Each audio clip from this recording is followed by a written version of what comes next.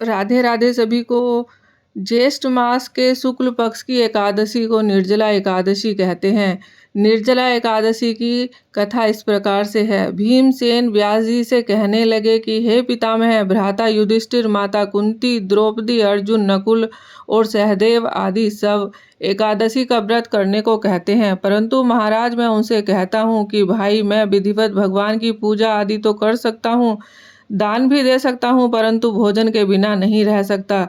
इस पर व्यास जी कहने लगे कि हे भीमसेन, यदि तुम नरक को बुरा और स्वर्ग को अच्छा समझते हो तो प्रति मास की दोनों एकादशियों को अन्न मत खाया करो। भीम कहने लगे कि हे पितामह, मैं तो पहले ही कह चुका हूँ कि मैं भूख सहन नहीं कर सकता।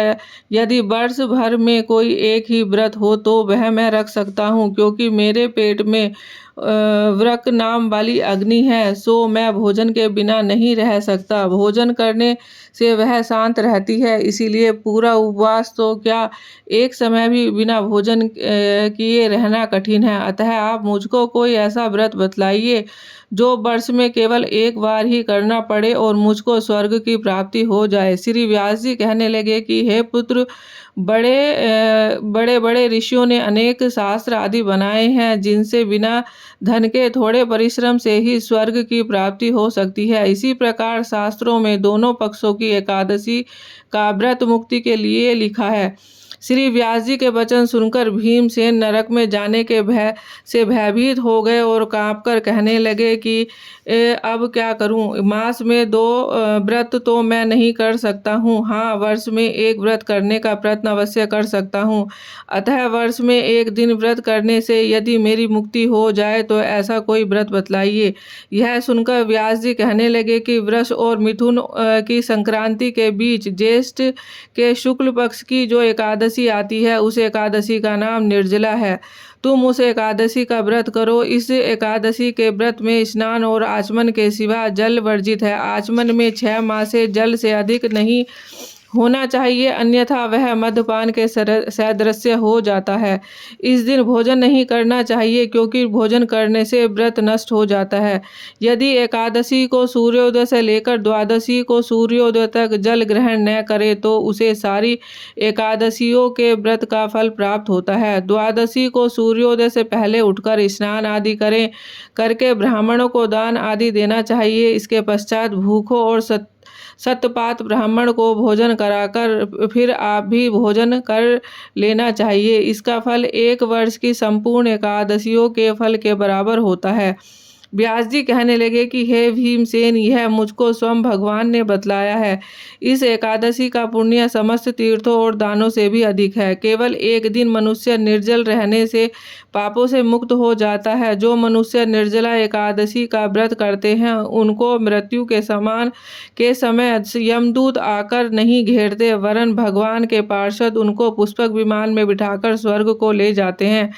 अतः संसार में सबसे श्रेष्ठ निर्जला एकादशी का व्रत है, इसलिए यत्न के साथ इस व्रत को करना चाहिए। उस दिन ओम नमो भगवते वासुदेवाय इस मंत्र का उच्चारण करना चाहिए और गौ का दान भी करना चाहिए। इस प्रकार व्यास जी आज्ञा अनुसार भीमसेन ने इस व्रत को किया, इसीलिए इस एकादशी को भीमसेनी या पांडव एकादशी भी कहते हैं। निर्जला व्रत करने से प्रथम भगवान का पूजन करके यह प्रार्थना करें कि हे भगवान, आज मैं श्रद्धा पूर्वक निर्जला व्रत रखकर दूसरे दिन भोजन करूंगा, अतः आपकी कृपा से मेरे सब पाप नष्ट हो जाएं। इस दिन जल से भरा हुआ एक घड़ा वस्त्र से ढककर स्वर्ण सहित दान करना चाहिए। जो मनुष्य इस व्रत को करते हैं उनको करोड़ पल सोने के दान का फल मिलता है, और जो इस दिन यज्ञादि करते हैं उनका फल तो वर्णन ही नहीं किया जा सकता है।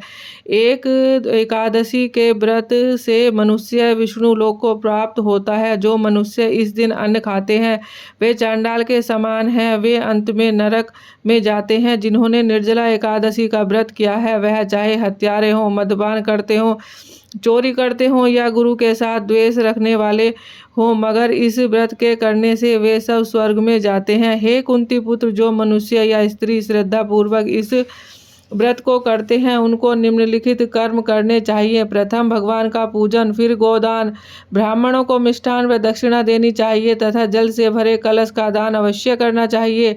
निर्जला के दिन अन्न, वस्त्र, पात्र, जूती आदि का दान भी करना चाहिए। जो मनुष्य भक्तिपूर्वक इस कथा को पढ़ते या सुनते हैं उनको निश्चय ही स्वर्ग की प्राप्ति होती है।